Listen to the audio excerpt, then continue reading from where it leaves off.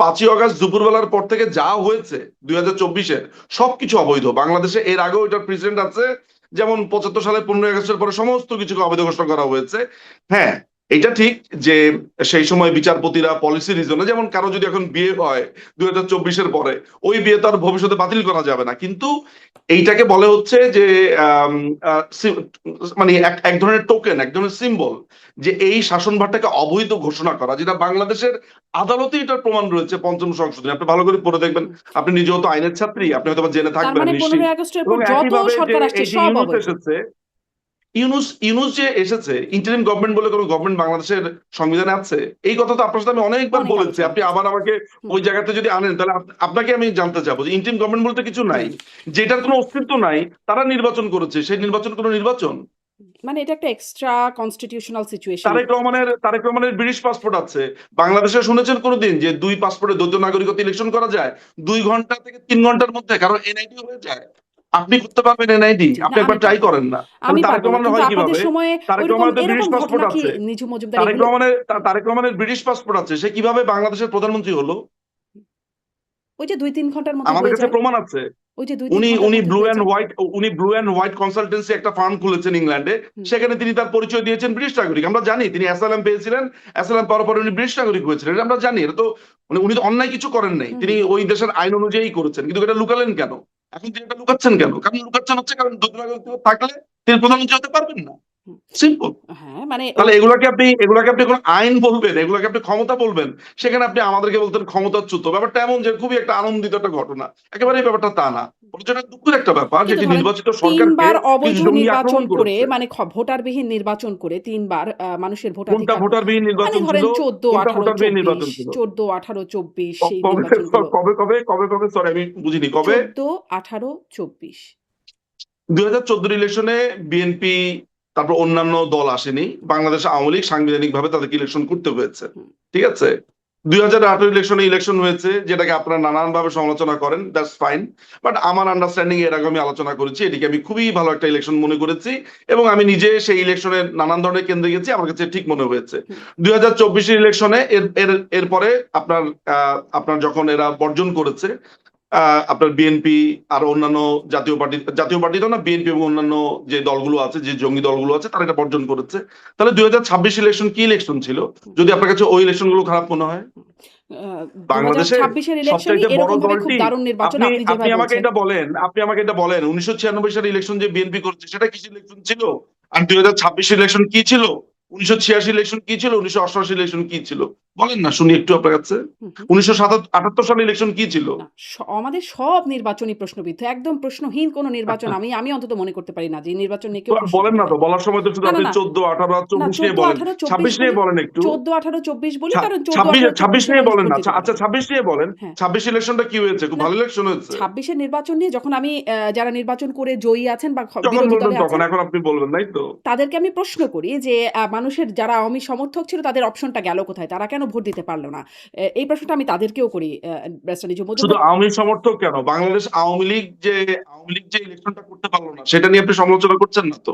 ওইটার কি কোনো ধরনের এখতিয়ার আছে বাংলাদেশ আওয়ামী লীগকে ব্যান করবার, আইন অ্যামেন্ড করবার? আপনি মানে আপনি কি জানেন যে আপনারাও করেছিলেন, আওয়ামী লীগও করেছিল। সন্ত্রাস এই বিরোধী প্রশ্ন আইনটাকে কিভাবে ব্যান করা হয়েছে হুম, আপনি জানেন? মানে সন্ত্রাস বিরোধী আইনের 18-1 ধারা আপনি যদি একটু পড়ে দেখেন, দেখেন সেখানে কি নতুন করে অ্যামেন্ড করা হয়েছে।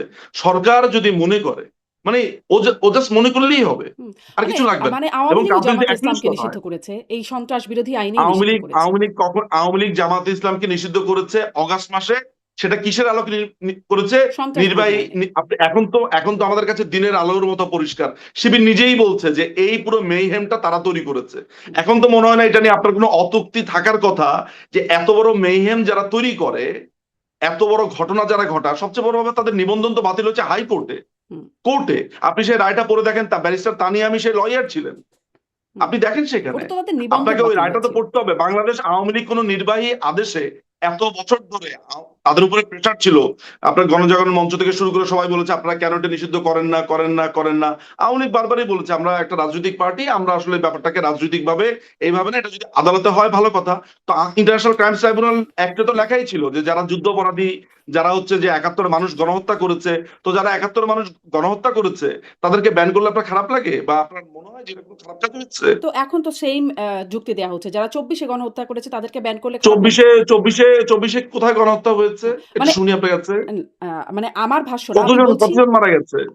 জাতিসংঘ হ্যাঁ, বলছে ১৪০০ জন, জাতিসংঘ বলছে ১৪০০ জন। জাতিসংঘ হ্যাঁ, বলেছে ১৪ জন। জাতিসংঘ যে ১৪০০ জন গণহত্যা বলেছে শব্দটা আমরা নিয়ে সেটা অনেক রিভার্টাল মানে করেছি। গণহত্যা শব্দটা নিয়ে আমরা আপত্তির সেটা জায়গা রিভার্টাল থাকতেই পারে। সরকারি যে গেজেট সেখানে বলা আছে ৮৪৪ জন। হুম, তার মধ্যে ৬৬ জন ফেরত এসেছে আবার। হুম, এর ৮০০ মধ্যে ১০০ জনের কথা, ১০০ জন মানে প্রথম আলোর যে রিপোর্টে সেখানে বিভিন্ন মানুষ বিভিন্ন সময় ফেরত আসছে। হুম, ৮৪৪ জন, আচ্ছা আমি ধরে নিচ্ছি আপনার কথা। ৮৪৪ জন।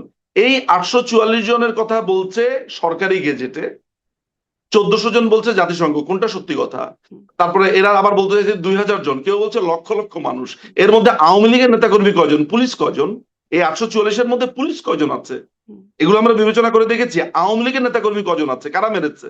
আমরা কি সেটা এখন পর্যন্ত কোনো রায় হয়েছে যে কারা মেরেছে, কিভাবে মেরেছে? আমরা তো প্রতিদিন, দেখেন শারমিন আপা, যদি আমরা ধরেন কথা বলতাম ৫ই অগাস্টের পরে, আমি আপনার এই কথাটাকে একটা বলতাম যে এমন একটা ঘটনা ঘটেছে হঠাৎ করে, কিন্তু এই ২ বছর পরে আমরা কত ভিডিও দেখেছি।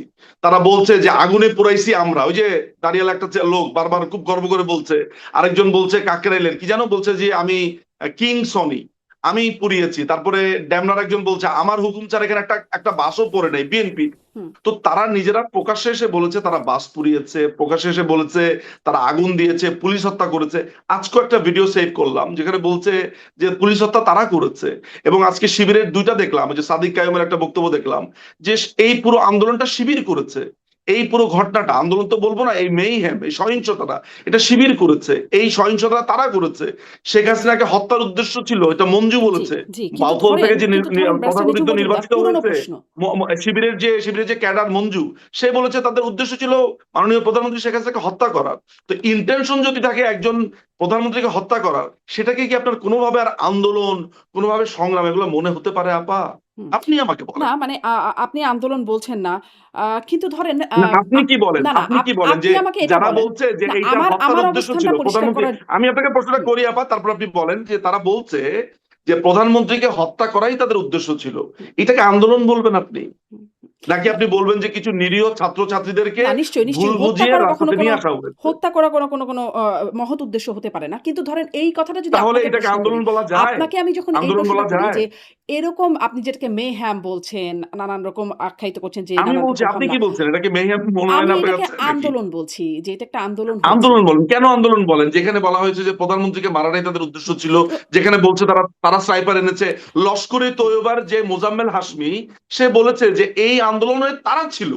আপনি সেটা কেন বলছেন না? তাহলে এটা আন্দোলন না কেমনে হয়? যে নিশ্চয়ই। লস্করে তৈয়বার মতো একটা সন্ত্রাসী সংগঠন জি, নিশ্চয়ই। এখানে বাংলাদেশে অনেক তথ্য বাংলাদেশে আছে। এসেছে, এটা কিভাবে হয়? Barrister Niju sorry? মজুমদার আমাদের কাছে অনেক কিছুই এখন অস্পষ্ট। কিন্তু এখানে অনেক কিছু যে আছে সেই ব্যাপারে আপনার কাছে শুধু অস্পষ্ট আমি যখন বলি তখন। না, না, আর না। বাকি সব কথা আপনি যখন না আওয়ামী ব্যারিস্টার নিজু লীগের এগেইনস্টে মজুমদার বলেন, আপনি যদি আপনার কাছে মনে হয় দিনের মতো ফকফকা। আপনার এটা যদি কেমন কথা? আমার অবস্থানটাই এত আপনার কাছে গুরুত্বপূর্ণ মনে হয়, আপনি আমার সবগুলো অনুষ্ঠান দেখবেন তাহলে আপনি মনে হয় আমার অবস্থানটা আ আমি বুঝতেও তো পারেন, আসলে না আপনাকে বুঝলেও অন্য সমস্যা নাই। অনুষ্ঠান দিয়ে, সাধারণ মানুষ কি মনে করেছে আমরা তো অ্যাপ্রিসিয়েট করি। সাধারণ মানুষ মনে করেছে যে একটা অন্যায় হচ্ছে, তাই তারা অনেকেই রাস্তায় এসেছে। আমি তো এটা তো আমি অস্বীকার করছি না। হুম, আমি স্বীকার করছি অনেক জায়গাতে এটা হয়েছে, কিন্তু বেশিরভাগই তো এটা ক্যাপচার্ড বাই জামাত শিবির জঙ্গি এরা। সাধারণ মানুষ তো বুঝেছে পরে। যখন তারা বুঝেছে তখন তারা এটাকে আন্দোলন বলছে না, তারা বলছে আগেই ভালো ছিলাম। আগেই ভালো ছিলাম মানে কি? মাননীয় প্রধানমন্ত্রী শেখ হাসিনা আওয়ামী লীগের আমলে ভালো ছিল, ফলে তারা যেটা গেছে তারা লজ্জিত।